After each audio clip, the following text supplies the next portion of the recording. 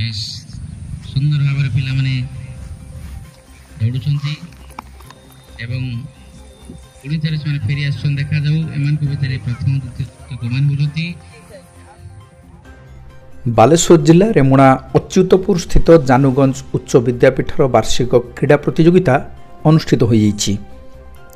ତିନିଦିନିଆ କ୍ରୀଡ଼ା କାର୍ଯ୍ୟକ୍ରମକୁ ମଙ୍ଗଳବାର ମୁଖ୍ୟ ଅତିଥି ଭାବେ ଶିଳ୍ପୋଦ୍ୟୋଗୀ ଆଦିତ୍ୟ ବେହେରା, ସମ୍ମାନନୀୟ ଅତିଥି ଭାବେ ପୂର୍ବତନ ବିଧାୟକ ପ୍ରଦୀପ୍ତ ପଣ୍ଡା ଏବଂ ସମାଜସେବୀ କମଳାକାନ୍ତ ଦାସ ମିଳିତ ଭାବେ ଉଦ୍ଘାଟନ କରିଥିଲେ।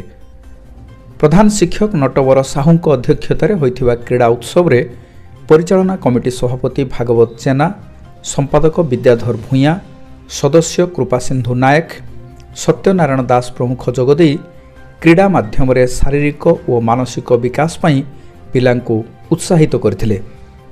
ପିଲାଙ୍କ ମଧ୍ୟରେ ଦୌଡ଼, ଉଚ୍ଚଡିଆଁ, ଲମ୍ବଡିଆଁ, ପେଣ୍ଡୁଫିଙ୍ଗା, ଜେଭଲିନ୍, ମ୍ୟୁଜିକ୍ ଚେୟାର, ଗଣିତ ଦୌଡ଼, ଛୁଞ୍ଚି ସୂତା ଦୌଡ଼, ଡିଆଁ ଦୌଡ଼ି, କ୍ରିକେଟ୍, ବ୍ୟାଡମିଣ୍ଟନ ଆଦି ଖେଳ ଅନୁଷ୍ଠିତ ହୋଇଥିଲା।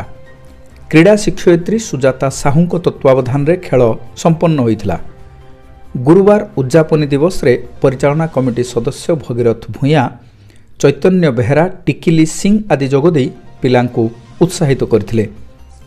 ପ୍ରାଣକୃଷ୍ଣ ସାହୁ, ଜ୍ୟୋତିପ୍ରକାଶ ଚାନ୍ଦ, ନିତ୍ୟାନନ୍ଦ ପ୍ରଧାନ, ରତ୍ନାକର ଗୋଛାୟତ, ବୈଶାଳୀ ବେହେରା, ଗୋପାଳ ଚନ୍ଦ୍ର ଭୂୟାଁ, ରଣଜିତ ବେହେରା, ଗଣେଶ ପଲାଇ, ସୋନାଲି ବଟବାୟାତ ଆଦି ଶିକ୍ଷକ ଶିକ୍ଷୟିତ୍ରୀ ଏବଂ କର୍ମଚାରୀଙ୍କ ସହଯୋଗରେ କ୍ରୀଡ଼ା ଉତ୍ସବ ସମ୍ପନ୍ନ ହୋଇଥିଲା।